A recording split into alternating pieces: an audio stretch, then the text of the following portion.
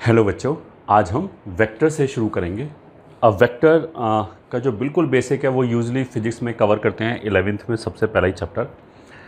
फिर भी बस for the sake of completion will go through each and every point. दो इनिशियल की काफ़ी चीज़ें you must have known already. तो let's start. First point, vector is a directed line segment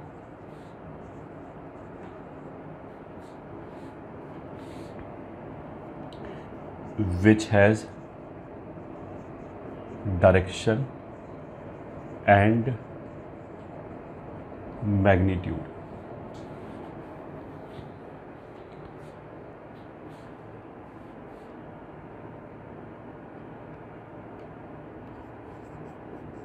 Vector can be denoted as कुछ भी v vector, और केवल ऐसे, और बुक्स में यूल फाइंड के वो वेक्टर को बोल्ड भी बनाते हैं।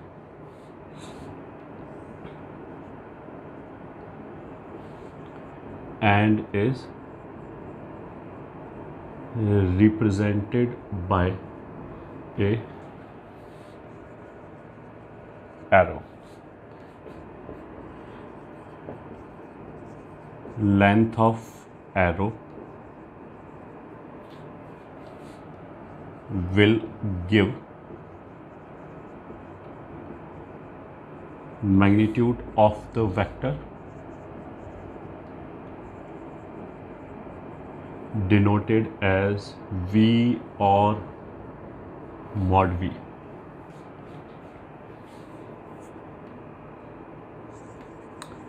And direction of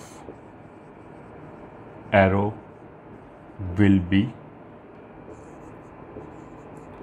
direction of vector. तो जैसे मान लिया v वेक्टर हो गया, यहाँ से यहाँ तक का ये जो डिस्टेंस है उसको हम मॉड v से डिनोट करेंगे। ये जो पॉइंट है this is called initial point and this is called final और terminal point of the vector. ठीक है, ये फर्स्ट हो गया।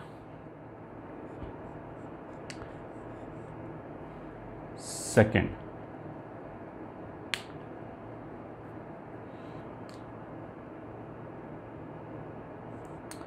Vector with zero magnitude and indeterminate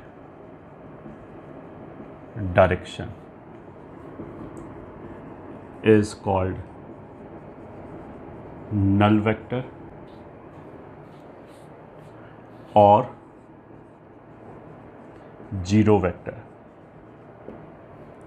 ठीक है, and is denoted as zero vector। ठीक है, and is represented by a dot। तो मतलब केवल अगर हमने ऐसे लिख लिया, मैंने लेंथ ख़त्म कर दिया, तो पॉइंट का जो लेंथ है वो जीरो होगा, तो this will be null vector. अब इसका यूज़ क्या है?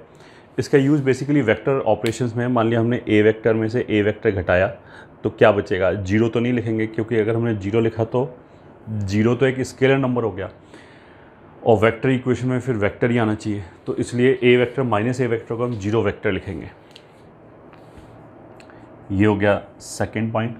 Third point, vector with magnitude 1 is called unit vector and is denoted as a cap। ठीक है, तो अगर मान लिया ये वेक्टर है जिसका ये लेंथ 1 के बराबर है, तो इसको हम बोलेंगे ए कैप।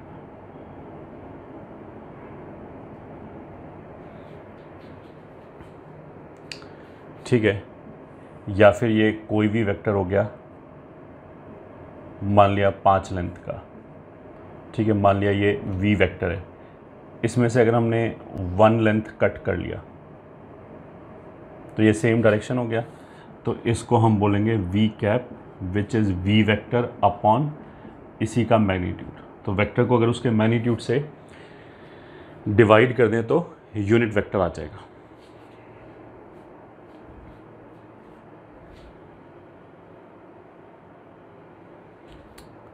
फिर आगे चलते हैं, 4th point, equal vectors. Two vectors are said to be equal if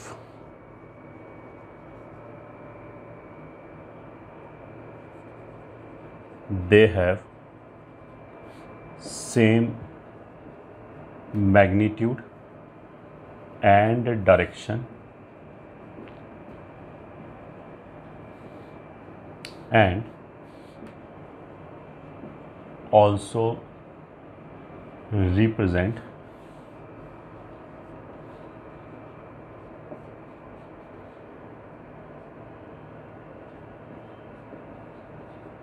same physical quantity. उसका मतलब क्या है कि जैसे मान लिया ये वेक्टर है, अब इस वेक्टर को मैं फोर्स वेक्टर भी बोल दूं और डिस्प्लेसमेंट वेक्टर भी बोल दूं इसी वेक्टर को। ये मान लिया डिस्प्लेसमेंट भी इसी डायरेक्शन में हो रहा है और मान लिया फोर्स भी इसी डायरेक्शन में लग रहा है, तो फोर्स और डिस्प्लेसमेंट तो दो अलग अलग क्वांटिटीज़ हो गई, तो उन दोनों को हम इक्वल वेक्टर नहीं बोल सकते। इक्वल वेक्टर होने के लिए मतलब डायरेक्शन सेम होना चाहिए, मैग्नीट्यूड सेम होना चाहिए, एंड तीसरा कंडीशन क्या है कि वो फिर सेम क्वांटिटी को भी रिप्रेजेंट करना चाहिए। ठीक है,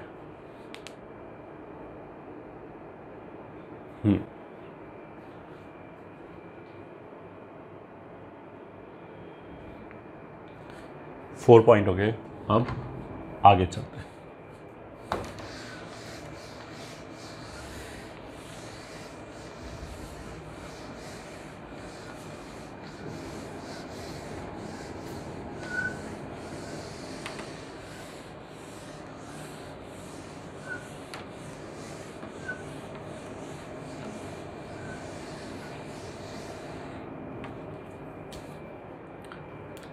अब 5th पॉइंट,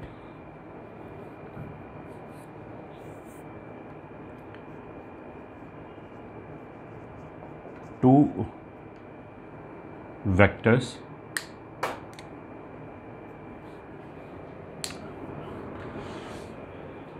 या पहले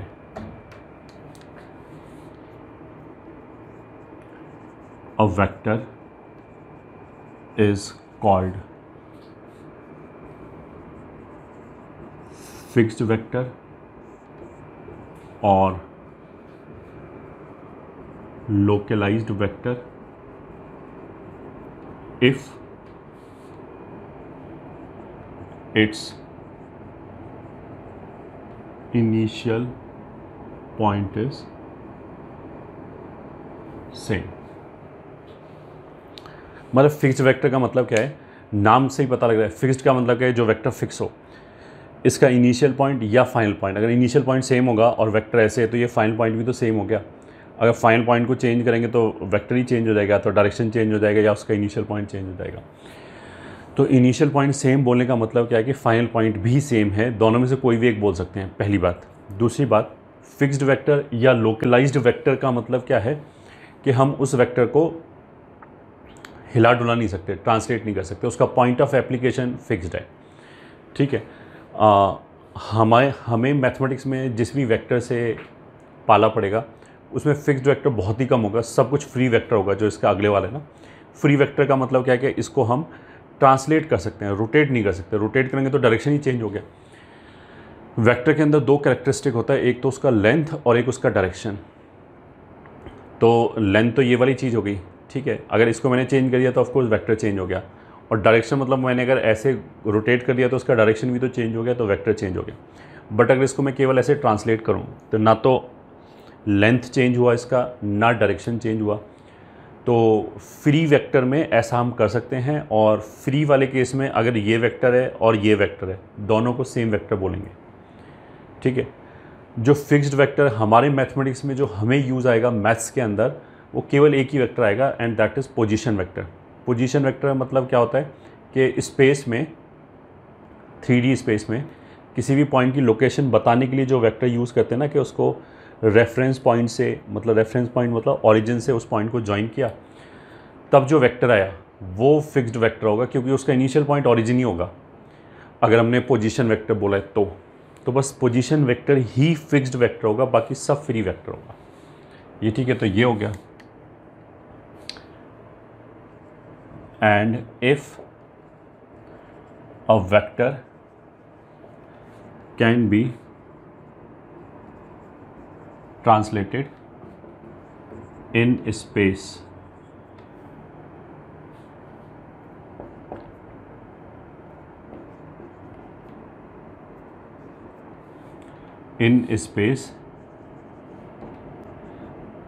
then it is called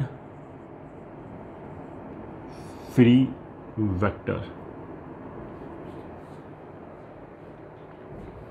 और जैसा हमने बोला कि मैथ्स में जितनी वेक्टर हम यूज़ करेंगे सब फ्री वेक्टर ही होगा।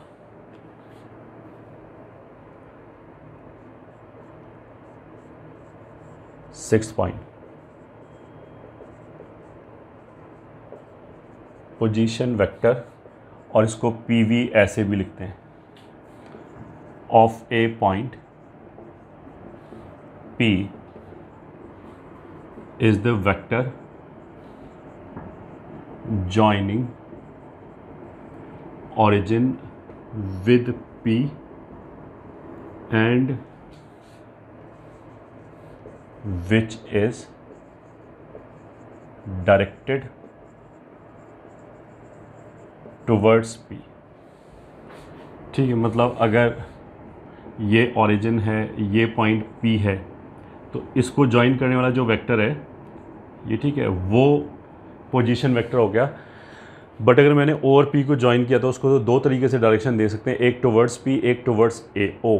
तो इसने क्या बोला कि जिस पॉइंट का पोजीशन वेक्टर निकाला है उसी की तरफ डायरेक्शन होना चाहिए। तो this is position vector of P, ये ठीक है। This is also called radius vector. तो पोजीशन वेक्टर हो गया, fixed vector and localised vector हो गया।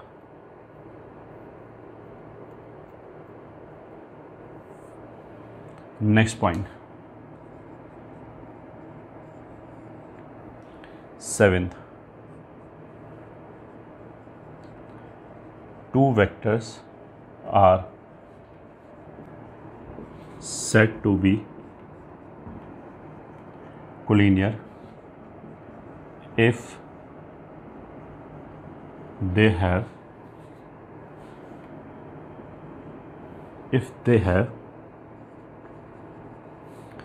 same if they have lines of action, if they have parallel lines of action।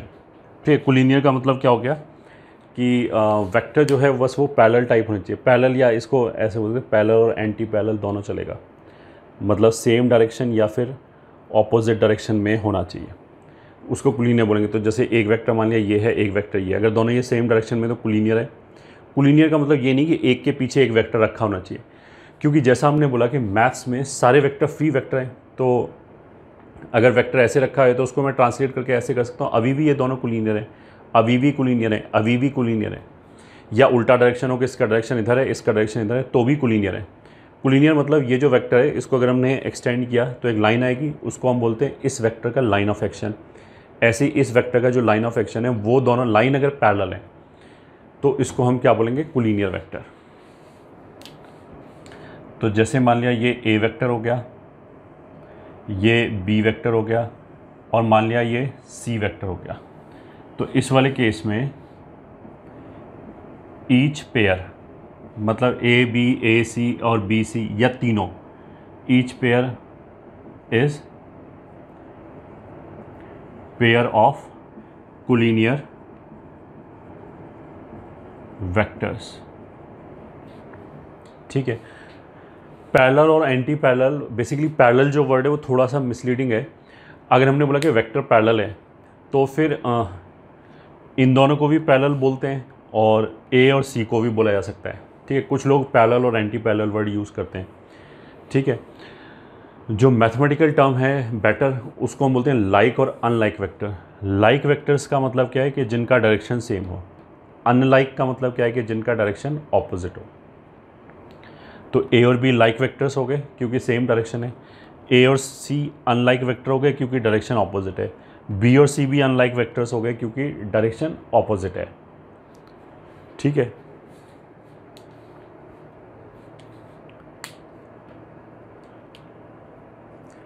if two vectors have same directions, then they are called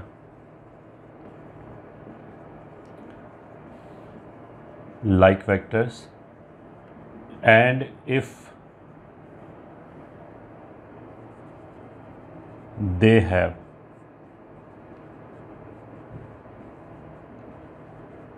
opposite directions,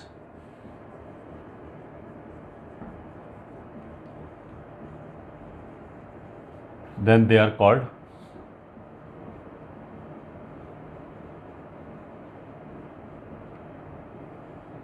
unlike vectors.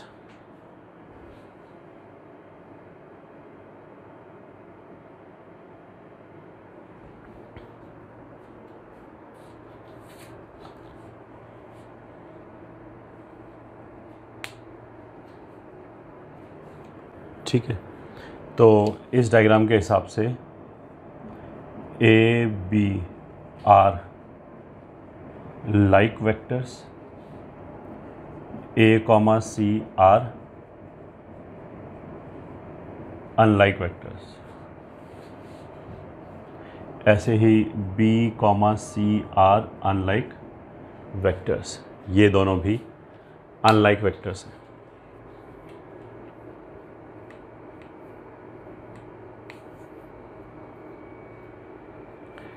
ठीक है,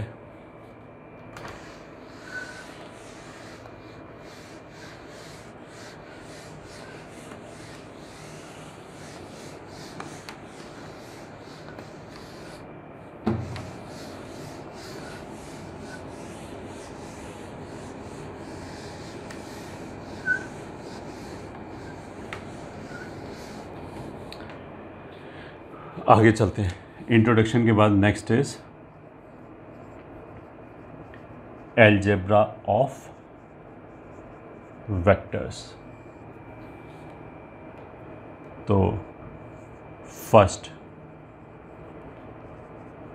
equal vectors, तो ये तो हमने already define कर दिया कि दो वेक्टर्स को इक्वल कब बोलते हैं, जब उनका डायरेक्शन सेम हो, मैग्नीट्यूड सेम हो एंड वो सेम फिजिकल क्वांटिटी को रिप्रेजेंट करें। ठीक है, then they are called equal vectors. Second, inequality between vectors is not defined। तो अगर हमने बोला कि a vector is greater than b vector, तो ऐसा कोई भी स्टेटमेंट, ये ठीक है, डिफाइन, मतलब ये बकवास है। ये नहीं बोल सकते कि a वेक्टर और b वेक्टर में ये वेक्टर बड़ा है, ये वेक्टर छोटा है, ऐसा नहीं बोल सकते। ठीक है, third point, reciprocal of vectors is not defined. ये ठीक है, तो 1/a वेक्टर अगर लिखा है इट इज़ नॉट डिफाइंड। फिर fourth point, division of vectors is not defined. तो अगर कहीं लिखा है a vector upon b vector तो दिस इज़ नॉट डिफाइंड। ठीक है, अगर कहीं मान लिया ऐसे लिखा है a वेक्टर का मॉड अपॉन b वेक्टर का मॉड तो ये तो चलेगा, क्योंकि जो मैग्नीट्यूड है वो तो एक नंबर है, वो तो एक लेंथ को रिप्रेजेंट करता है। तो मैग्नीट्यूड का रेशो तो डिफाइंड है, उसमें कोई दिक्कत नहीं, क्योंकि वो रियल नंबर का रेशो है। Then again I should understand कि हम ऐसा नहीं कर सकते कि हम बोलेंगे इन दोनों मॉड को मिला दें और ऐसे लिख दें, तो again this is not defined. ये मैग्नीट्यूड किसका है? अगर मैं बोलूँ कि a vector upon b vector का है तो a vector upon b vector तो डिफाइन नहीं है, तो उसका मैग्नीट्यूड कैसे आ जाएगा? ठीक है, फोर्थ, फिफ्थ, स्केलर मल्टीपल। अगर किसी भी वेक्टर को मैंने 2 से मल्टीप्लाई किया तो क्या होगा कि डबल लेंथ का सेम डायरेक्शन में एक वेक्टर आ जाएगा। तो स्केलर मल्टीपल में मान लिया ये वेक्टर, इसका लेंथ मान लिया 4 है and this is vector v। ये ठीक है, अगर हमने यहाँ पे ये मान लिया इसका लेंथ 8 है तो it will become 2b vector ये, और मान लिया इसका लेंथ 2 है तो दिस विल बिकम, यहाँ पे हमने क्या किया, एक तो डायरेक्शन रिवर्स हो गया और लेंथ आधा हो गया, तो -v/2 वेक्टर। तो स्केलर मल्टीपल ऐसे डिफाइन करेंगे। ठीक है, सिक्स्थ, सम ऑफ वेक्टर्स। अब दो वेक्टर्स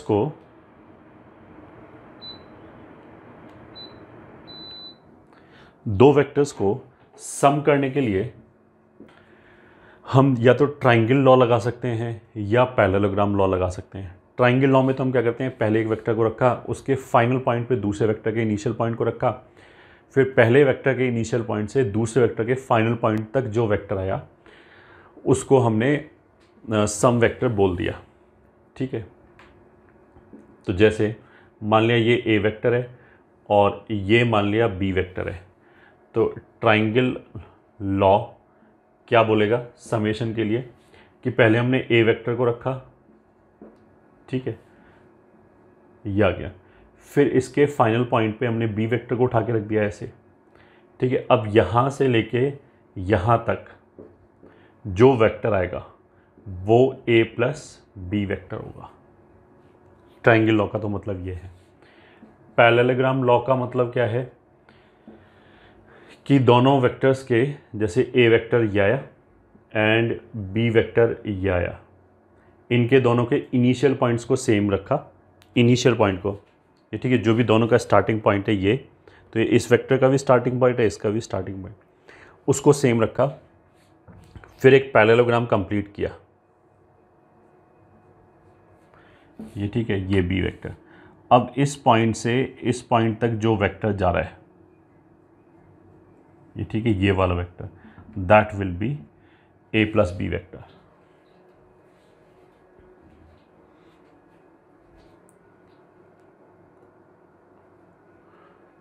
ये आ गया हमारा a प्लस बी वेक्टर। अच्छा, एक पॉइंट से दूसरे पॉइंट तक जाने में रास्ते में जितने वेक्टर मिले सबको जोड़ दो। तो जैसे अगर मैं इससे यहाँ तक जाएं तो ये अगर b वेक्टर है एंड ये पैरेललोग्राम है तो ये a वेक्टर होगा, ये b वेक्टर होगा, क्योंकि ये दोनों बराबर वेक्टर होगा, सेम डायरेक्शन है, लेंथ में भी बराबर है एंड डायरेक्शन भी सेम है। तो अब यहाँ से यहाँ तक जाने के लिए एक तो हम ऐसे कर सकते हैं, पहले a गए फिर b गए, तो ये a प्लस बी वेक्टर हो गया। मतलब अगर इस रास्ते से जा रहे हैं तो किसी भी रास्ते से जाओ a प्लस बी ही आएगा। तो अगर हम यहाँ से चले गए तो वो भी a प्लस बी हो गया। ठीक है, तो इसको हम ऐसे ही बोल सकते हैं, कोई वेक्टर अगर हमें पहचानना हो कि ये कौन सा वेक्टर है तो इस पॉइंट से इस पॉइंट तक चले जाओ और रास्ते में जितने वेक्टर मिले सबको जोड़ दिया। तो जैसे अगर मेरे को ये जानना है कि ये कौन सा वेक्टर है तो कोई और दूसरे रास्ते से चले गए, b प्लस ए भी लिख सकते हैं, a प्लस बी भी लिख सकते हैं, दोनों एक ही बात है।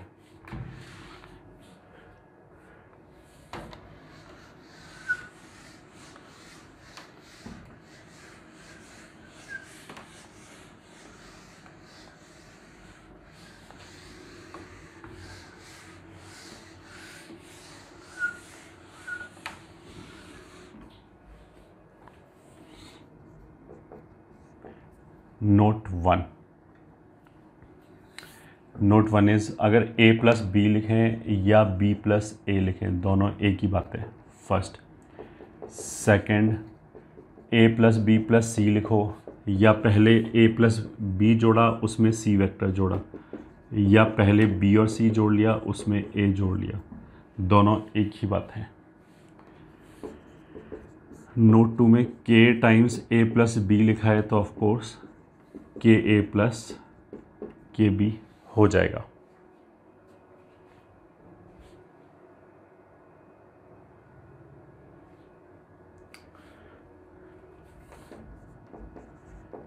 ठीक है। नोट 3 में to get vector corresponding to line segment joining A and B and directed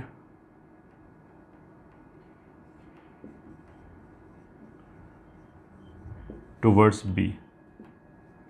ये ठीक है। दैट इज, अगर हम A से B को ज्वाइन करें और उसका डायरेक्शन टुवर्ड्स B दें तो जो वेक्टर है उसको हम ऐसे डिनोट करेंगे, A B vector can be obtained by moving from A to B and adding all vectors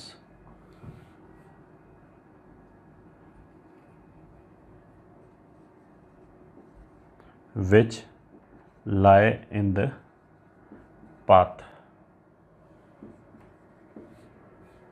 ठीक है। तो अगर हमें ए बी वेक्टर चाहिए तो ए से लेके बी तक चले गए और जितने भी वेक्टर आए रास्ते में सबको जोड़ते हुए चले गए। ठीक है। दिस इज़ वेरी यूज़फुल क्योंकि ये हमें वेक्टर ऐड करने का तुरंत एक तरीका बता देगा। जैसे फॉर एग्जांपल मान लिया ये एक पैरेललोग्राम है, ठीक है। ये मान लिया ए वेक्टर है, ये मान लिया बी वेक्टर है, तो A B C D. Parallelogram का मतलब क्या है, ये बी वेक्टर हो गया, ये ए वेक्टर हो गया, ठीक है। अब मान लिया मेरे को ए सी वेक्टर चाहिए, ठीक है, ये वाला वेक्टर चाहिए, तो कुछ भी नहीं, ए से सी तक चले जाओ, रास्ते में जितने वेक्टर मिले सबको जोड़ दो। तो ए से सी तक जाने के लिए ए वेक्टर और ये माइनस बी वेक्टर, क्योंकि उल्टा चाहिए होगा, हम तो बी से सी तक मूव कर रहे हैं, तो that will be equals to A vector minus B vector. ये हो गया। अगर मान लिया हम बोलें कि बी डी वेक्टर चाहिए तो बी से डी तक चले जाओ, ठीक है। तो ये minus A vector minus B vector, so this will be minus A minus B, as simple as this, ठीक है। अगर हम बोलें कि सी ए वेक्टर चाहिए, सी ए मतलब सी से चालू करो, ए की तरफ जा रहे हैं, ठीक है। अगर हम बोलें कि सी ए वेक्टर चाहिए तो ये कौन सा वेक्टर है जो ए और सी को ज्वाइन करें। अब ए और सी को अगर ज्वाइन करेंगे तो भी दो डायरेक्शन आएगा, टुवर्ड्स ए और टुवर्ड्स सी। तो सी ए का मतलब क्या होगा, सी से ए तक जा रहे हैं, तो जो बाद वाला जो पॉइंट लिखा होगा उसकी तरफ होगा। तो सी ए का मतलब क्या है, ये वाला डायरेक्शन हो गया, तो B vector minus A, so this will be B minus A, ये ठीक है। अगर हम बोले डी बी वेक्टर तो डी और बी को ज्वाइन करें टुवर्ड्स बी, तो डी से बी तक जा रहे हैं, तो B vector plus A vector, A vector, ये हो गया इसमें, ठीक है। एग्जाम्पल 1। अब इसी की वजह से एक नोट क्या आया कि अगर एक पैरेललोग्राम है जिसके साइड पे कुछ वेक्टर्स दे रखे हैं, ए वेक्टर बी वेक्टर टाइप, ठीक है, किसी भी डायरेक्शन में कुछ भी दे रखा हो, जो साइड वाले वेक्टर हैं वो एक ए वेक्टर एक बी वेक्टर है, तो जो इसके डायगोनल्स आएंगे उनमें से एक तो सम को रिप्रेजेंट करेगा और एक डिफरेंस को रिप्रेजेंट करेगा, ठीक है। तो नोट 1 क्या है, if sides of a parallelogram are A vector and B vector, then its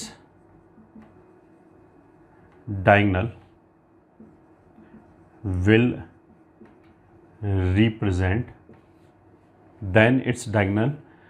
represent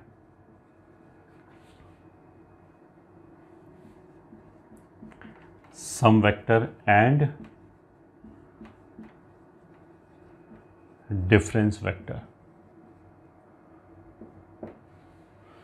ये ठीक, एक सम वेक्टर को रिप्रेजेंट करेगा और एक डिफरेंस वेक्टर को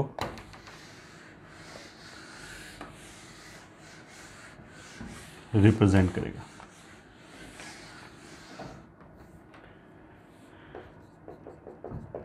ठीक है, एग्जाम्पल 2, अगर मान लिया ये ए वेक्टर है, ये बी वेक्टर है, ये ठीक है, ये सी वेक्टर है, इनको ऐड करना है तो हम ऐसे कर सकते हैं कि ए वेक्टर, फिर उसके फाइनल पॉइंट पे ये बी वेक्टर रखा, उसके फाइनल पॉइंट पे ये मान लिया सी वेक्टर रखा, तो नेट हम कहाँ से कहाँ तक गए, यहाँ से लेके यहाँ तक नेट हम मूव किया, तो ये वाला जो वेक्टर होगा वो हो जाएगा ए प्लस बी प्लस सी, यहाँ से आता है क्योंकि इस रास्ते में भी 3 वेक्टर मिलने हैं, ए प्लस बी प्लस सी, तो वही ये वाला हो गया। तो एक से ज़्यादा वेक्टर को ज्वाइन करने के लिए हम ऐसे कर सकते हैं कि अगर एक से ज़्यादा वेक्टर को सम करने के लिए, अगर हमें एक से ज़्यादा वेक्टर सम करना है तो हमने कोई भी पहले एक वेक्टर रखा, फिर उसके फाइनल पॉइंट पे दूसरे वेक्टर का इनिशियल पॉइंट रखा, फिर उसके फाइनल पॉइंट पे तीसरे वेक्टर का इनिशियल पॉइंट रखा एंड सो ऑन।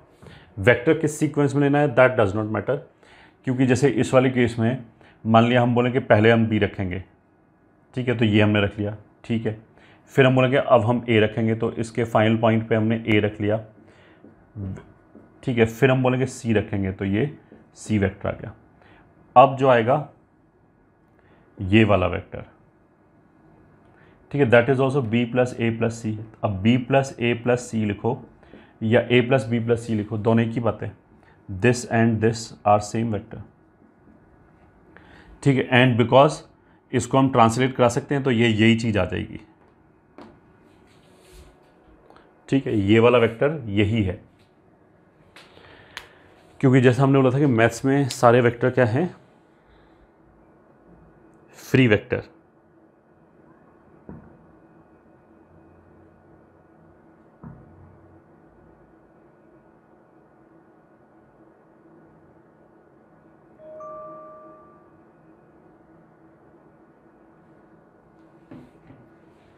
ये ठीक है, अच्छा, जैसे हमने ये वेक्टर बोला है और ये वेक्टर बोला है, फिर हमने बोला कि ए वेक्टर ये दोनों सेम है। अब कुछ बच्चे बोलेंगे ये तो यहाँ रखा है तो ये वाला ए कैसे होगा, तो बार बार वही चीज़ हम बोल रहे हैं कि जो मैथमेटिक्स में जो वेक्टर्स हैं दे आर फ्री वेक्टर्स,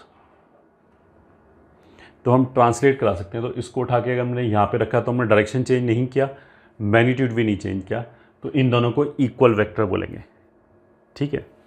और अगर मान लिया मैं केवल इतना वेक्टर हूँ यहीं तक, इतनी लेंथ का वेक्टर, तो इन दोनों को हम लाइक वेक्टर से भी बोलेंगे अगर इस डायरेक्शन में यहाँ तक वेक्टर लिया बस, एंड कोलिनियर वेक्टर भी बोलेंगे।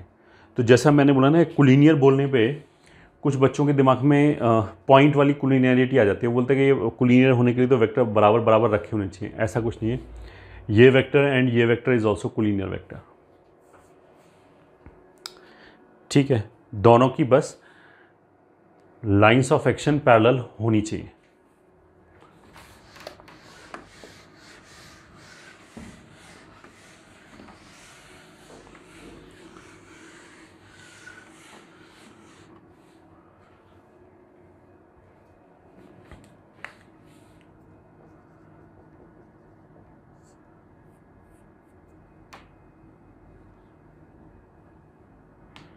एग्जाम्पल 3,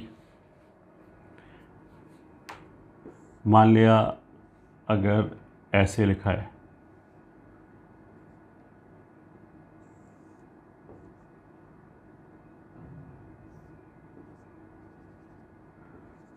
ठीक है, मान लिया A B C D E और मान लिया ये एफ है।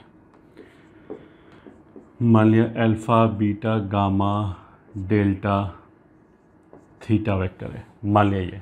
ठीक है, तो ए एफ वेक्टर क्या हो जाएगा इसके हिसाब से? तो ए से ए एफ वेक्टर का मतलब क्या, I am talking about this vector A से एफ की तरफ। तो इसके हिसाब से ए से एफ तक चले जाओ किसी भी रूट से, किसी भी रास्ते से, और रास्ते में जितने वेक्टर मिले सबको जोड़ दो। तो अगर हम ए से एफ तक जाएंगे तो पहले ऐसे, फिर ऐसे, फिर ऐसे, ऐसे पहुँचेंगे।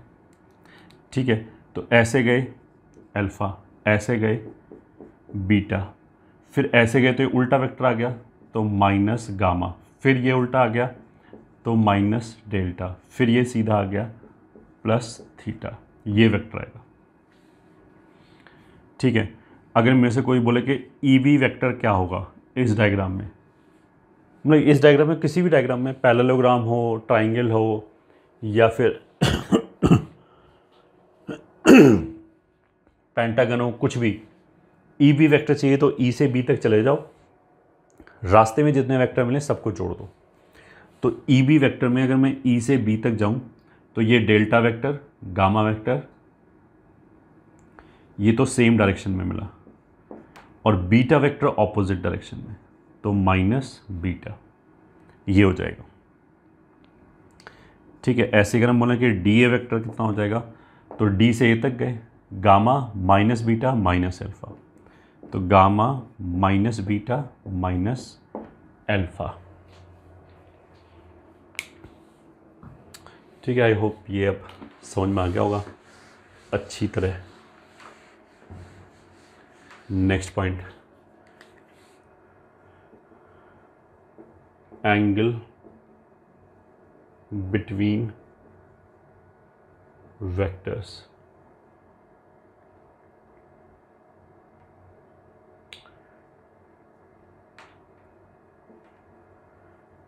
Angle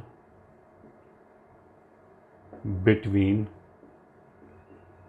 two vectors is defined as angle between their lines of action। ये ठीक है, after making initial points, ये ठीक है, और फाइनल पॉइंट्स।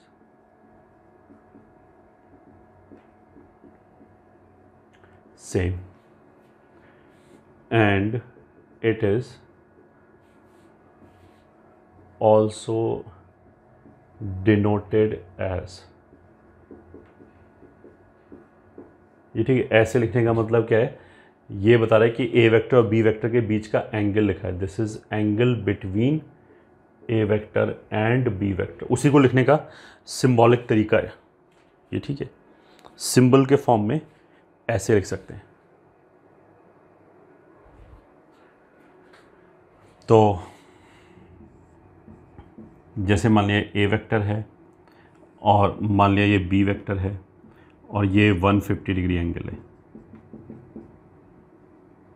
तो इसके हिसाब से ए वेक्टर एंड बी वेक्टर के बीच का एंगल कितना हो गया, 150 डिग्री या फिर 5π/6, एक ही बात है। ठीक है, एग्जाम्पल 2, अगर हम ऐसे बोलें कि ये 60 डिग्री है,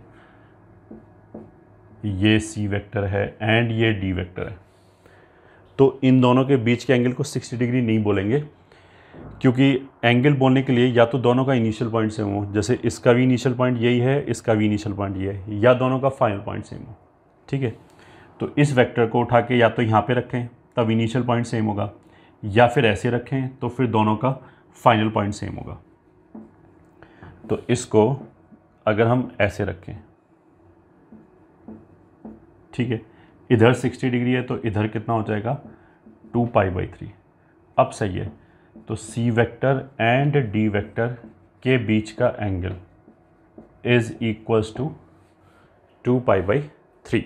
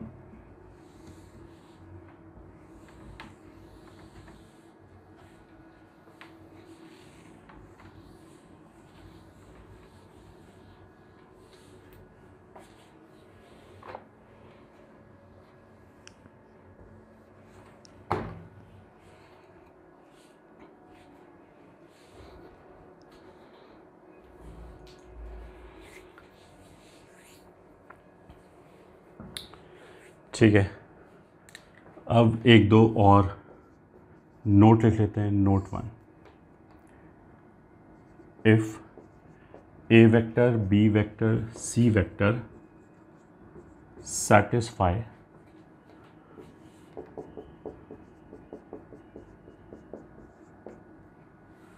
मतलब उनका जो लीनियर समेशन है या डिफरेंस है, अगर वो नल वेक्टर है, मतलब a plus B plus C zero हो जाए, a plus B minus C के बराबर हो जाए, या a प्लस बी सी के बराबर हो जाए, a माइनस बी सी के बराबर हो जाए, किसी भी तरह का कॉम्बिनेशन है, then they will either lie on sides of a triangle or they will be collinear vectors।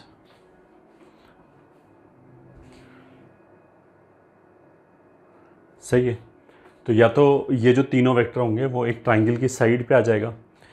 तो ट्राइंगल की साइड का मतलब क्या है कि जिस पॉइंट से हमने चालू किया और मान लिया ए ये है, बी ये है, सी ये है, मान लिया ये, तो जिस पॉइंट से हमने चालू किया उसी पे घूम के वापस आ गए, तो इसके हिसाब से अगर मैं यहाँ से चालू करके वापस यहीं आ जाऊँ तो जीरो वेक्टर हो जाएगा। तो ए फिर माइनस सी फिर माइनस बी बराबर नल वेक्टर हो जाएगा। ठीक है, तो इस वाले केस में तो ये तीनों वेक्टर क्या सेटिस्फाई कर रहा है कि b प्लस सी बराबर ए वेक्टर है, तो ये ट्राइंगल का साइड हो गया। ठीक है, फॉर एग्जांपल अगर मान लिया हम ऐसे लिखें, ये a वेक्टर हो गया, ये b वेक्टर हो गया, ये c वेक्टर हो गया, तो a प्लस बी इसी के बराबर हो जाएगा। तो इसके हिसाब से a plus B plus C null vector हो गया। एग्जाम्पल 2, तो इन दोनों ही केसेस में A B C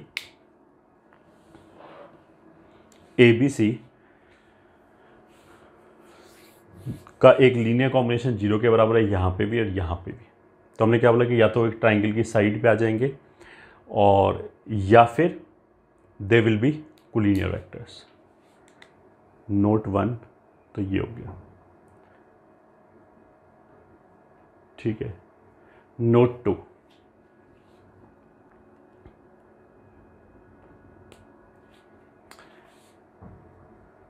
triangle inequality.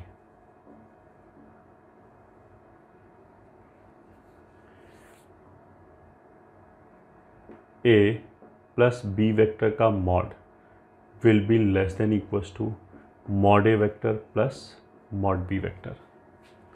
तो जैसे ए वेक्टर और बी वेक्टर कुछ भी दे रखा है, मान लिया ये और ये दे रखा है, तो जो तीसरा वेक्टर आएगा ये ए वेक्टर है, ये बी वेक्टर है, तो ये ए प्लस बी वेक्टर आएगा। तो मान लिया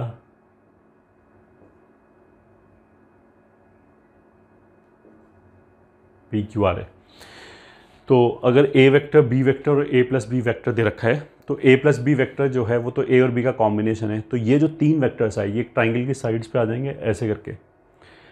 ठीक है, और ट्राइंगल की साइड में क्या होता है, ये जो लिखा हुआ है ये बेसिकली लिखा हुआ है पी आर लेंथ। मॉड का मतलब क्या है कि वेक्टर की लेंथ हो गया।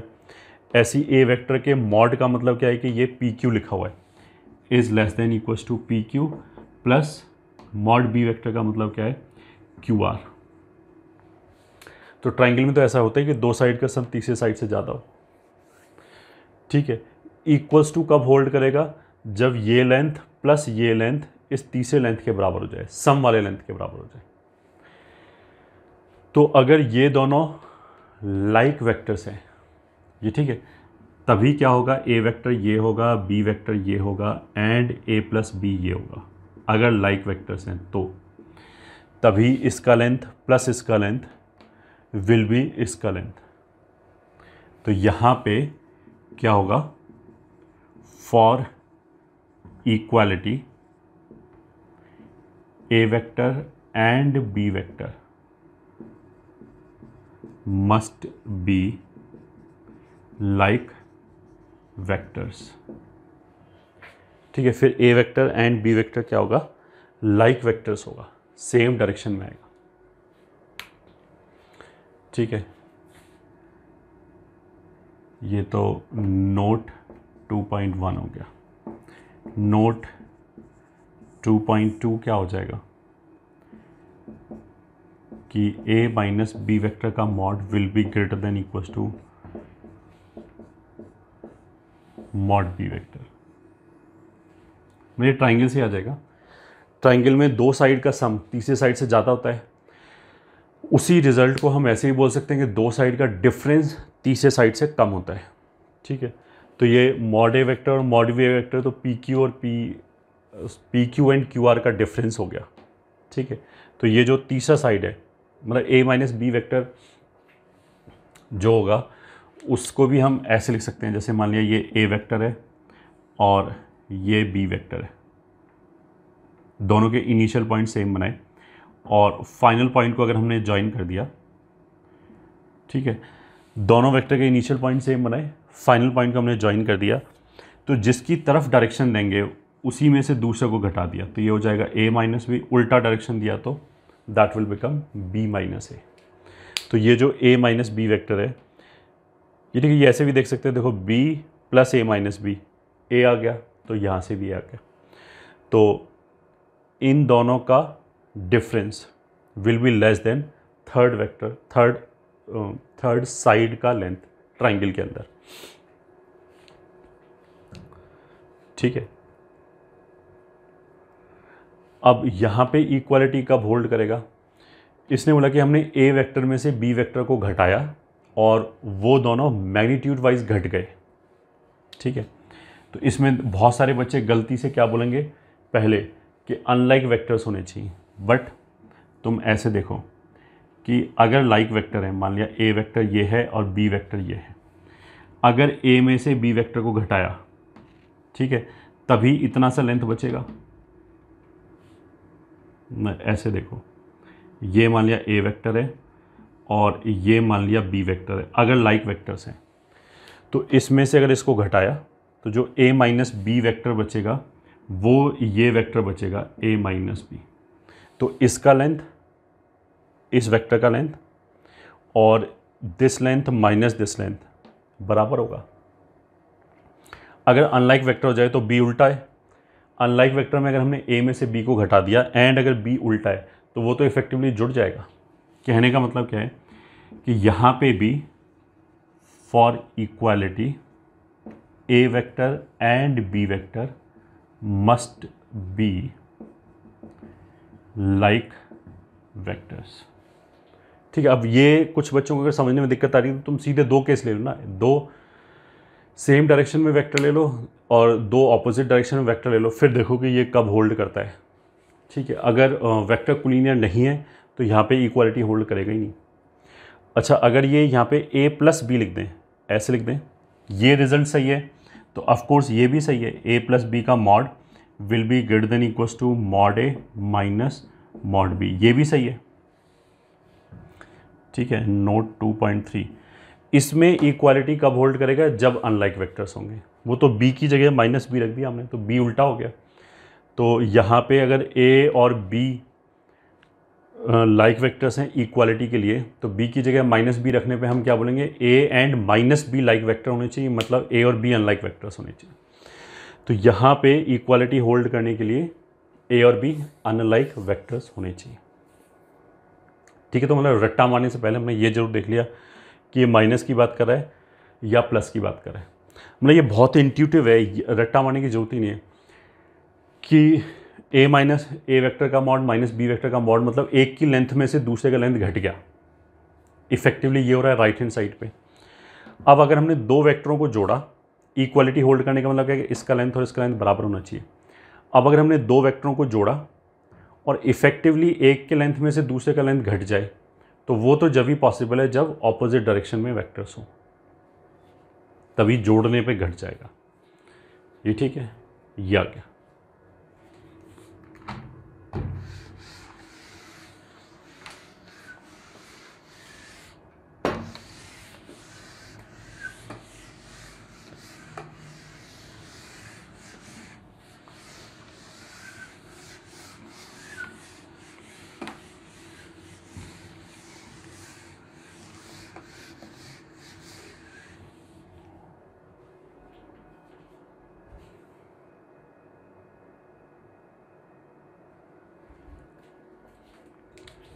आगे।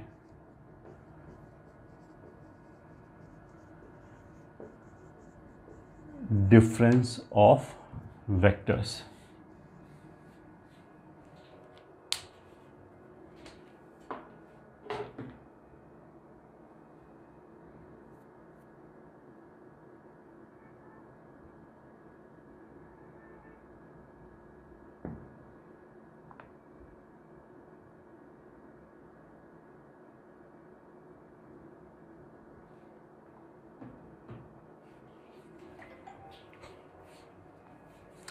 डिफरेंस ऑफ वेक्टर्स मतलब to find a minus B,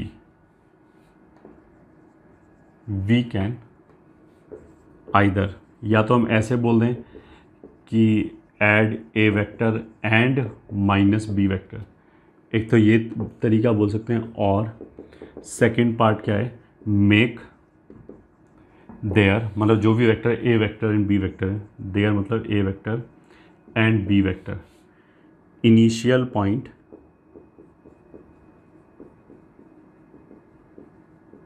same,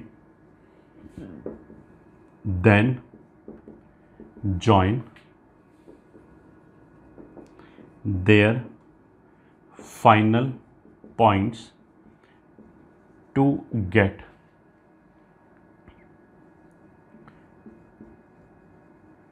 difference vector. ये ठीक है। अब डिफरेंस वेक्टर में a माइनस बी लिखेंगे या b माइनस ए लिखेंगे। तो जो हमने फाइनल पॉइंट्स को ज्वाइन किया, उसमें जिस वेक्टर की तरफ एरो जा रहा है, जिस वेक्टर की तरफ डायरेक्शन जा रहा है, उसमें से दूसरा वेक्टर घटा दिया। ठीक है। तो जैसे मान लिया ये ए वेक्टर है, ये बी वेक्टर है। ठीक है। तो एक तो हम ऐसे बोल सकते हैं कि ए वेक्टर और ये हो गया माइनस बी वेक्टर, इन दोनों को जोड़ दिया। तो दो वेक्टर को जोड़ते कैसे कि पहला एक वेक्टर रखा, उसके फाइनल पॉइंट पे दूसरे वेक्टर का इनिशियल पॉइंट रखा। तो अब तो हम माइनस बी वेक्टर को जोड़ रहे हैं, तो माइनस बी वेक्टर तो ये, तो इसका इनिशियल पॉइंट ये हो गया। तो पहले वेक्टर के फाइनल पॉइंट पे दूसरे वेक्टर का इनिशियल पॉइंट रखा, फिर नेट यहाँ से यहाँ तक चले गए। तो ये जो वेक्टर आया वो ए माइनस बी आ गया, मतलब a vector plus minus B vector आ गया, ऐसे आ गया। एक तरीका तो ये हो गया बोलने का। दूसरा तरीका हमने क्या बोला था कि दोनों के इनिशियल पॉइंट को सेम किया। तो ए वेक्टर ये आ गया and minus B vector, sorry B vector ये आ गया, ये वाले तरीके से। फिर दोनों के फाइनल पॉइंट को ज्वाइन कर दिया।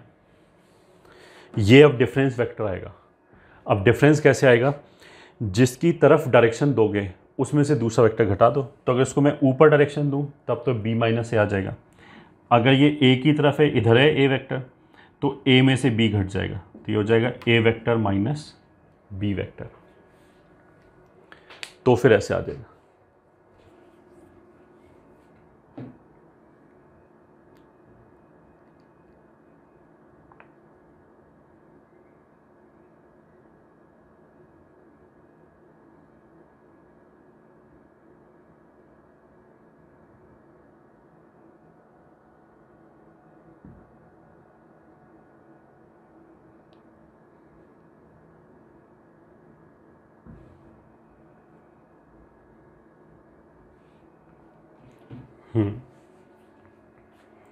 ठीक है। तो डिफरेंस का ऐसे ध्यान रखेंगे।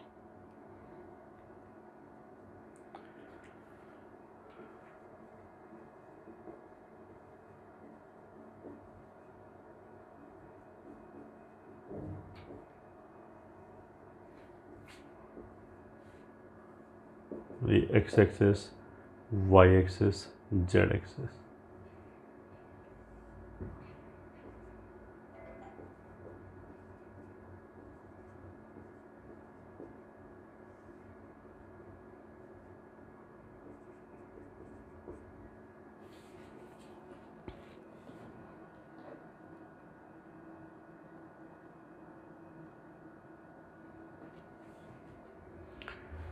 ये ओरिजिन हो गया।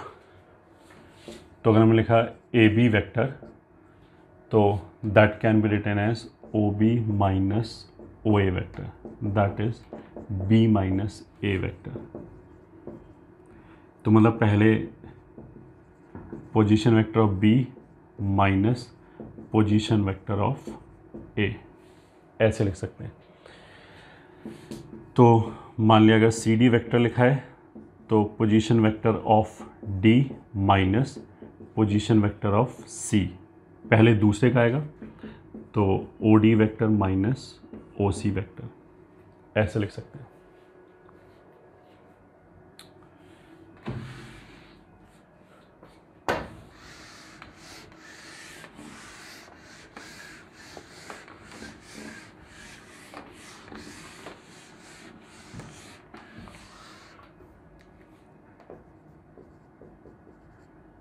ठीक है, नोट। अगर मान लिया ऐसे लिखा है A B plus B C बराबर, तो इसको हम ऐसे बोल सकते हैं इफेक्टिवली याद रखने के लिए कि हम ए से बी तक गए, फिर बी से सी तक गए। तो अल्टीमेटली हमने क्या किया, ए से सी तक गए, तो this is nothing but A C vector. Quick calculations के लिए इसको हम ऐसे ही बोल सकते हैं कि अगर ये बीच वाला पॉइंट मिल गया तो इसको निकाल दिया तो ए सी वेक्टर आ जाएगा, ऐसे भी बोल सकते हैं। ठीक है, तो ऐसे ही अगर मान लिया ऐसे लिखा है A B plus B C plus C D plus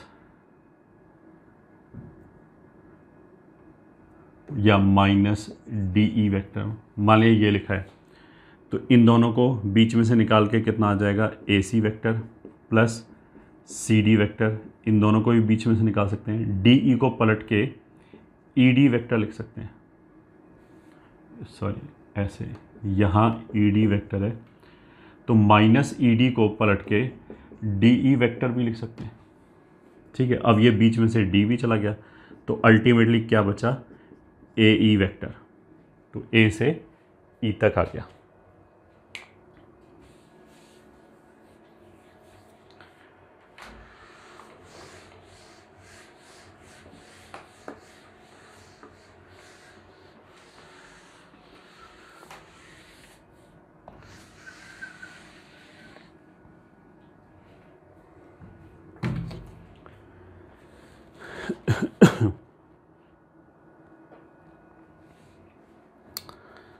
ठीक है,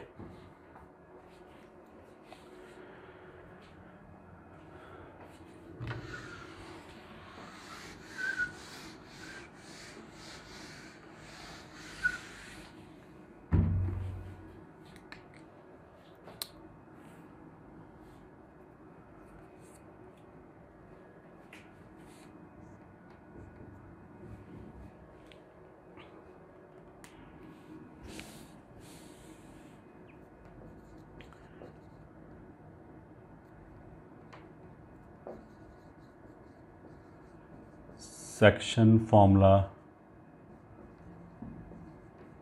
mid point formula etcetera. First point, let position vector of a B c are A vector B vector C vector, then first point, length a b जो होगा वो कितना आ जाएगा, a B vector का mod, that will be B minus a का mod या a minus b का मॉड। दोनों की बात है, ए माइनस बी वेक्टर और बी माइनस ए वेक्टर दोनों एक दूसरे का नेगेटिव होगा तो दोनों का मॉड तो बराबर ही आएगा। ये ठीक है, उस वेक्टर का लेंथ तो बराबर ही आएगा, हैंस दिस। ठीक है, सेकेंड पॉइंट, अगर मान लिया ऐसे दे रखा है, ये ए पॉइंट है, ये बी पॉइंट है, इसके ऊपर एक हमने पॉइंट लिया पी, जो इसको मान लिया लैम्डा इज टू म्यू की रेशो में डिवाइड करे, तो पी का पोजीशन वेक्टर क्या आएगा, position vector of A point P which divides AB in the ratio lambda is to mu can be given as lambda times, ये देखिए lambda times इधर का position vector B plus mu times A upon lambda plus mu. ठीक है, अब ये जो vector है ये बेसिकली क्या है, पॉइंट P का पोजीशन वेक्टर है। पोजीशन वेक्टर किस वेक्टर को बोलते हैं, जो ओरिजिन से चालू हो रहा हो। तो ये जो वेक्टर है वो बेसिकली क्या है कि अगर ये मान लिया ओरिजिन है तो ये A वेक्टर है, ये P वेक्टर है या OP वेक्टर है, तो ये वाला वेक्टर ये वेक्टर है, ऐसे ही ये B वेक्टर है। ठीक है, ये समझ में आना चाहिए। फिर आगे थर्ड पॉइंट,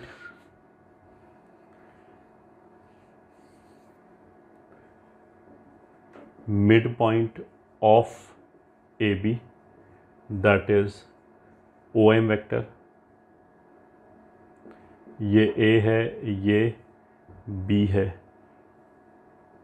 ये मिड पॉइंट है, तो ये जो वेक्टर हो जाएगा OM vector that will be simply A plus B by 2।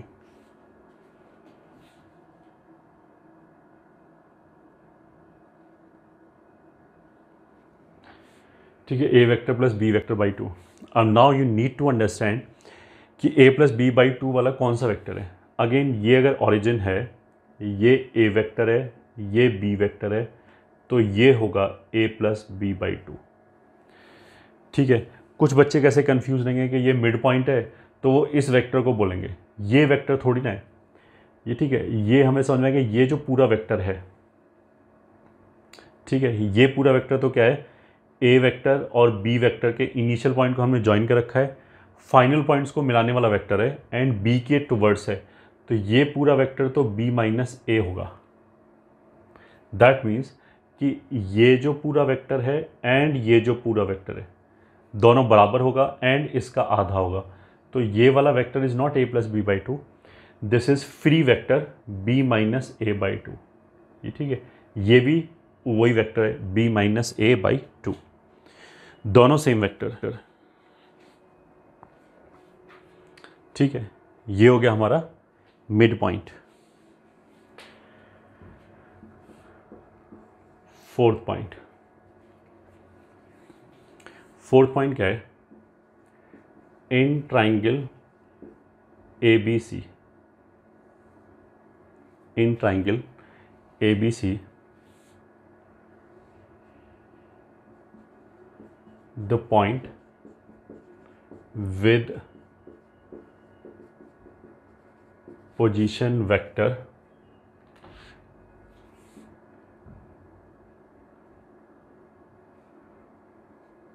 lambda 1 A vector plus lambda 2 B vector plus lambda 3 C vector upon lambda 1 plus lambda 2 plus lambda 3 where lambda 1 lambda 2 and lambda 3 are positive real numbers.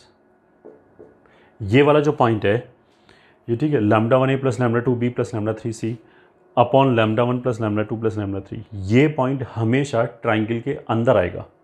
मतलब ये उस point का position vector है जो triangle के अंदर आएगा। अब मैं लैम्डा 1 लैम्डा 2 लैम्डा 3 की वैल्यू को अलग अलग चेंज कर दें तो फिर उस ट्राइंगल के अंदर अलग अलग पॉइंट मिल जाएगा। ठीक है, वैसे तो R प्लस का मतलब क्या है कि जीरो नहीं हो सकता, बट मान लिया अगर मैं लैम्डा 3 को जीरो कर दूं तो फिर जो पॉइंट है वो साइड पे आ जाएगा। ये ठीक है, अगर लैम्डा 1 लैम्डा 2 लैम्डा 3 तीनों पॉजिटिव नंबर्स हैं तब तो ये वाला जो पॉइंट आएगा जिस पॉइंट का पोजीशन वेक्टर ये है वो स्ट्रिक्टली ट्राइंगल के अंदर आएगा। अगर इन तीन में से एक लैम्डा को हम जीरो कर दें, ठीक है, तब ऑफकोर्स जैसे मानिए हमने लैम्डा 3 को जीरो कर दिया तो जो पॉइंट आएगा वो AB साइड के ऊपर आएगा। अगर मैं लैम्डा 2 और लैम्डा 3 को जीरो कर दूं तो फिर वर्टेक्स आ जाएगा, A वर्टेक्स आ जाएगा सिंपली। ठीक है, the point with position vector this where lambda 1 lambda 2 lambda 3 belongs to R plus will lie inside the triangle ABC.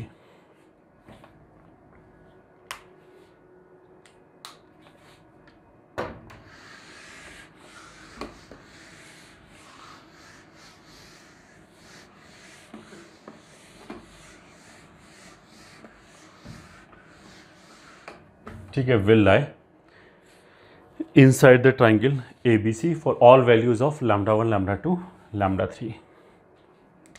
ठीक है,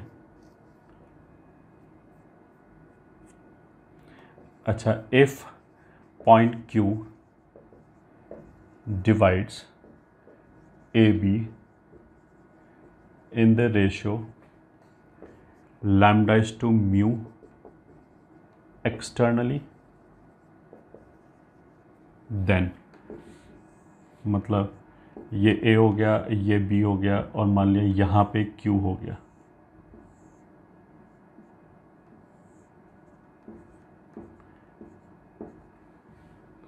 ठीक है, ये A वेक्टर, Q वेक्टर. तो जो Q वेक्टर आएगा दैट विल बी अपना वही है जो हम ऑलरेडी स्ट्रेट लाइन में कर चुके हैं कि एक्सटर्नल डिवीज़न के लिए तो जो रेशो होता है लैम्डा इज टू म्यू, उसमें किसी भी एक जगह या लैम्डा की जगह या म्यू की जगह, दोनों जगह नहीं ले सकते एक साथ, किसी भी एक जगह माइनस लगा दिया.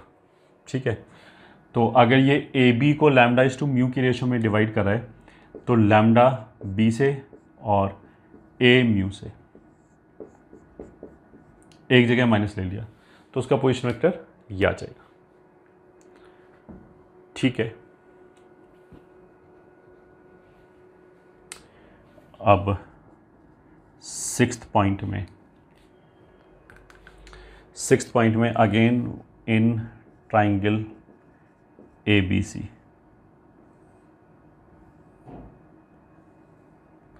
मान लिया ये A है, ये B है, ये C है. ठीक है, मान लिया यहाँ ऑरिजिन है.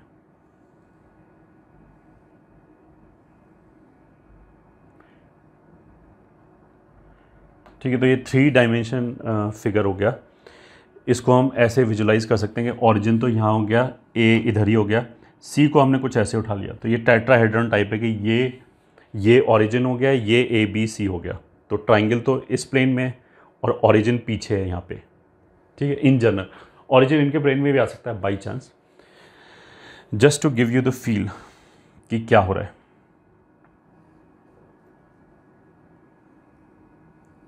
ये ठीक है, ये डॉटेड लाइन बनाने का मतलब क्या है, दिस इज नॉट विजिबल. तो मतलब बी सी को ऐसे उठा लो, ए को इसी प्लेन में छोड़ दिया और ऑरिजिन को इसी प्लेन में छोड़ दिया.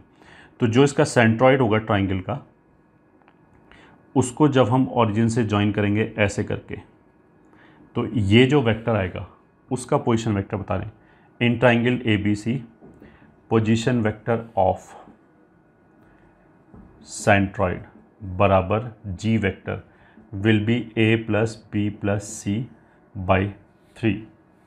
ठीक है, ऑर्थो सेंटर बराबर H vector will be A vector tan A plus B vector tan B plus, ये स्ट्रेट लाइन में कराया जा चुका है same formula, tan C whole divided by tan A plus tan B plus tan C.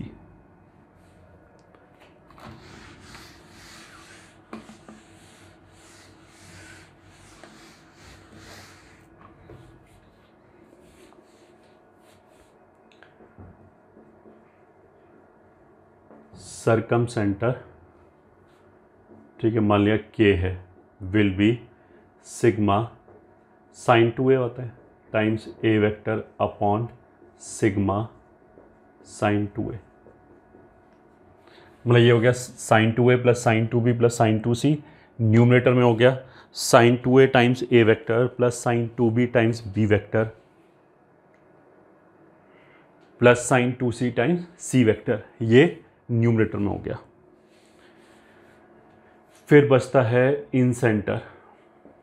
In centre में basically formula क्या होता है, उसमें ऐसे आता है sigma A times A vector upon sigma A. अब वेक्टर में तो जो ए है वो ए वेक्टर का मैग्नीट्यूड भी यूज़ करते हैं, ठीक है। तो अब मेरे को ये समझ में आना चाहिए कि ये जो ए है that is not where a is not a vector का magnitude. A is basically side b c का लेंथ, वेक्टर के टर्म्स में बोलें तो सी माइनस बी का मॉड, ठीक है। तो अगर जैसे ये ट्राइंगल दे रखा है, तो अगर हमने मान लिया बी वेक्टर को ज्वाइन किया तो बी वेक्टर तो ये हो गया, बट बी वेक्टर का जो मॉड है वो स्मॉल बी ऐसा वाला बी नहीं है, तो यहाँ पे जो बी आएगा बी तो फिर बी के ऑपोजिट जो साइड ए सी है उसके लेंथ को रिप्रेजेंट करें। तो इस कन्फ्यूज़न से बचने के लिए हम सीधा सीधा लिख भी सकते हैं कि b minus c times a vector, ये अब आ गया side length b C, plus c minus a times b vector plus a minus b times c vector upon b minus c, ये बी सी साइड लेंथ हो गया, ये सी ए side length हो गया, और ये ए बी हो गया, B minus C minus A plus a minus B. ये आ गया हमारा इन सेंटर का साइड लेंथ।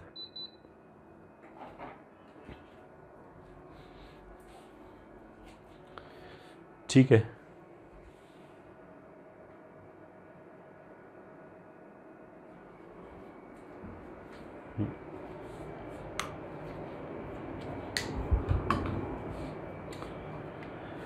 तो ये जो फॉर्मूले हैं ये बहुत ही कम जगह पे यूज़ किए जाएंगे, वरना तो मैक्सिमम टाइम ऐसे ही काम चल जाएगा।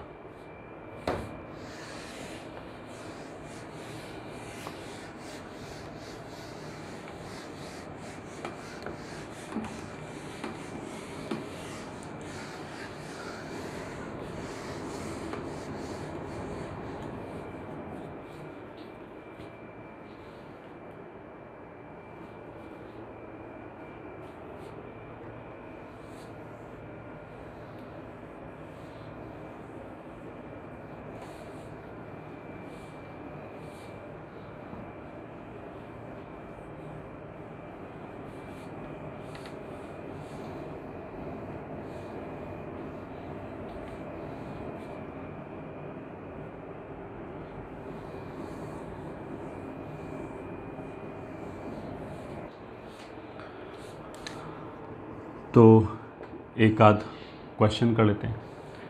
Question 1, find angle between A vector and B vector if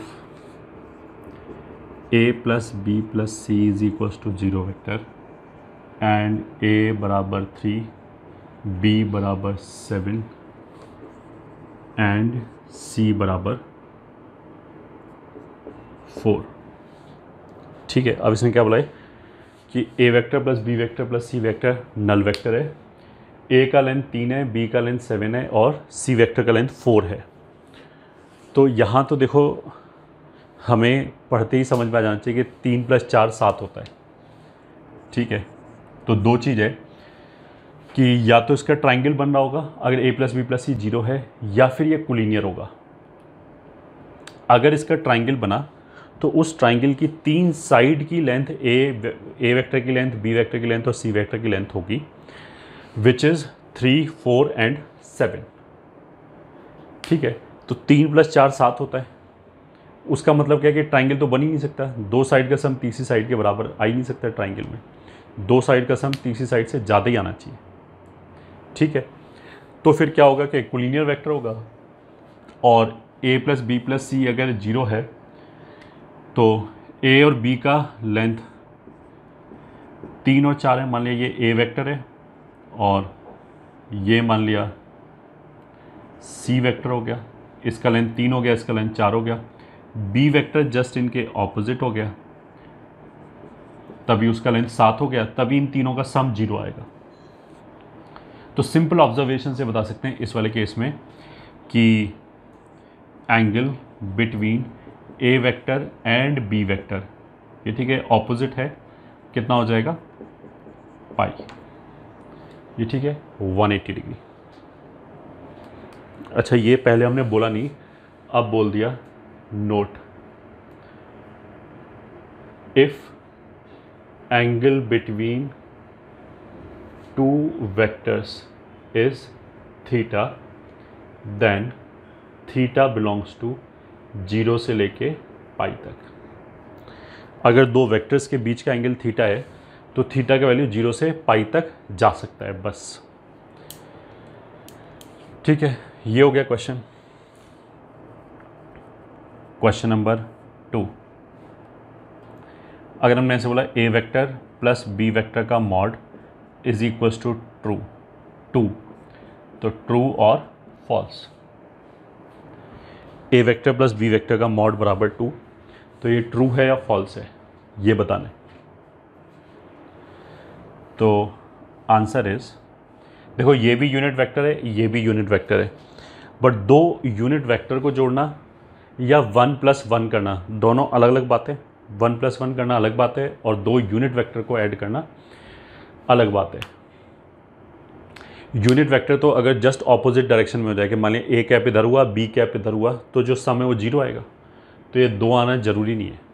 2 तो जब आएगा, ए वेक्टर का ए कैप का मॉड कितना आएगा 1, बी कैप का मॉड कितना आएगा 1, तो इनका सम कितना आ सकता है, ज़्यादा से ज़्यादा 2 आ सकता है। ये ठीक है, तो आंसर इज़ फॉल्स, क्योंकि किसी भी मैथमेटिकल स्टेटमेंट को सही बोलने के लिए वो हमेशा सही होना चाहिए, तो ये हमेशा सही तो है नहीं। ठीक है, इसलिए false. A cap plus B cap का जो मॉड है ये, ठीक है, वो कहाँ से कहाँ तक जाएगा, 0 से लेके 2 तक जा सकता है। तो अगर मान लिया ए कैप ये हो गया, बी कैप ये हो गया, ए कैप ये हो गया, बी कैप ये हो गया, तो इस केस में तो A cap plus B cap का मॉड 0 होगा। ठीक है, अगर ए कैप ये है और बी कैप भी यही है, सेम डायरेक्शन में, ए कैप ये, बी कैप ये, तो इस वाले केस में A cap plus B cap का मॉड 2 हो गया। ठीक है, कुछ बच्चे, जैसे मैं पूछ रहा हूँ इसका आंसर क्या होता है A cap plus B cap का, तो कुछ बच्चे √2 भी बोलते हैं, तो वो भी गलत है। वो आई और जे को सोच के बोलते हैं। √2 तो जब आएगा जब वो परपेंडिकुलर हो। तो अगर ये ए कैप है और ये बी कैप है, तो इस वाले केस में A cap plus B cap का मॉड कितना होगा, √2। कहने का मतलब क्या है कि 0 से लेकर 2 तक आएगा। ए कैप ये है, बी कैप ये है, तो अगर बी कैप सेम डायरेक्शन में तब तो 2 आएगा। फिर अगर हम ऐसे रोटेट करना चालू कर दें तो घटता चला जाएगा, 2 से कम आना चालू हो जाएगा। जब √2 होगा, जब परपेंडिकुलर होगा तो √2 होगा। फिर उसके बाद और हम ऐसे करें तो और सब्ट्रैक्ट होता चला जाएगा और घटता चला जाएगा। जब ये ऑपोजिट हो जाएगा ऐसे, तो फिर आंसर 0 आ जाएगा। तो ए कैप और बी कैप का मॉड बेसिकली कितना आ जाएगा, 2, सॉरी, वो एक रेंज आएगा और वो रेंज कितना आएगा, 0 से लेके 2 तक।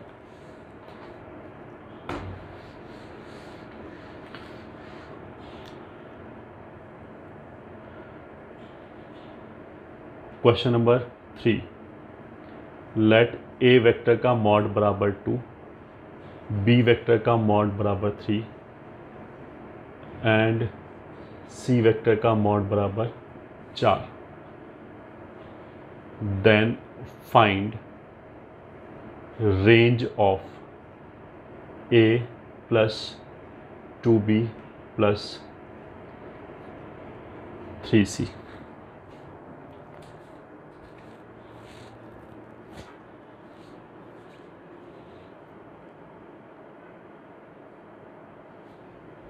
ठीक है, ये हो गया a plus 2b plus 3c vector का मॉड बताना है। ठीक है, आंसर बेसिकली इसने क्या बोला कि a का मॉड कितना है 2, b का मॉड कितना है 3, c का मॉड कितना है 4। तो हम ऐसे कर सकते हैं कि 2b वेक्टर को हमने 1 मिनट के लिए, मतलब ऐसे मान लिया, v1 वेक्टर को a बोल दिया, v2 वेक्टर को 2b वेक्टर बोल दिया एंड v3 वेक्टर को 3c वेक्टर बोल दिया।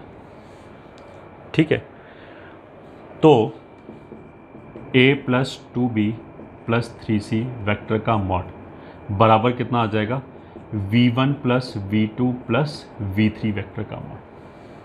ठीक है, ताकि ये नंबर से मैं आपस में डिस्टर्ब ना करें।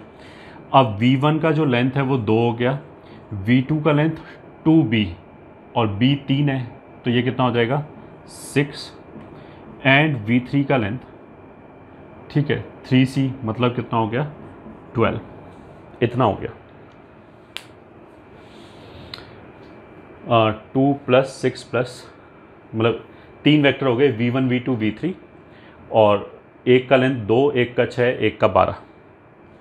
तो अब मेरे को 3 वेक्टर दे रखे हैं, ठीक है, एक का लेंथ 2 है ये, ठीक है, एक का 6 है, एक का 12 है। तो इन तीनों वेक्टर्स को जोड़ के हम मैक्सिमम कितने लेंथ का वेक्टर बना सकते हैं। तो अगर ये तीनों वेक्टर एक ही डायरेक्शन में आ जाएं, मतलब लाइक वेक्टर्स हो जाएं, तो 12, 6, 18 और 2 20 लेंथ का वेक्टर आ जाएगा। ठीक है, तो उसका मतलब क्या है, this plus this plus this, अगर collinear vector, sorry collinearly like vectors हो जाएं, तो v1 plus v2 plus v3 का मॉड की मैक्सिमम वैल्यू कितनी आ जाएगी 20। ये ठीक है, कब होगा ये, when v1 vector, v2 vector, v3 vector are like vectors. ठीक है, अब मिनिमम लेंथ की बात करते हैं कि ये 3 वेक्टर हैं, इनको ऐसा जोड़ें कि कम से कम लेंथ आए। ठीक है, अब तुम इसको ऐसे देखो, ट्राइंगल तो बन नहीं पाएगा क्योंकि 6 प्लस 2 8 ही होता है और तीसरा लेंथ 12 है, तो ट्राइंगल तो बन नहीं पाएगा। इस वेक्टर का लेंथ 12 है, तो इस वेक्टर का अपना लेंथ 12 है। अगर मेरे को छोटे से छोटा लेंथ चाहिए तो आई वुड लाइक कि ये वेक्टर हम जितना घटा सकते हैं घटा दें। तो अगर v1 और v2 इसके जस्ट ऑपोजिट डायरेक्शन में आ जाएं, तो जैसे ये 12 लेंथ का वेक्टर है, ये v1 और ये v2 8 लेंथ का वेक्टर है, ये ठीक है, ये v1 वेक्टर हो गया, v2 वेक्टर हो गया, ये v3 वेक्टर हो गया। अगर हम ऐसे जोड़ेंगे तो फिर हम v3 का सबसे ज़्यादा डैमेज कर सकते हैं, सबसे ज़्यादा उसको घटा सकते हैं। बाकी किसी भी डायरेक्शन में जोड़ोगे तो इसमें जो लेंथ बचा, जैसे 12 माइनस 6 माइनस 2, इतने लेंथ का वेक्टर बचा, तो 6 और 2 कितना होता है 8, 4 12, तो v1 plus v2 plus v3 का मॉड का मिनिमम वैल्यू कितना हो जाएगा 4। वो भी कब होगा, जब when v1 and v2 are in opposite direction of v3। तो ये जो है वो कहाँ से कहाँ तक जाएगा, 4 से 20 तक। It will go from 4 to 20। तो यही इसकी रेंज आ गई कि मिनिमम लेंथ कितना आएगा 4 and maximum length will B 20।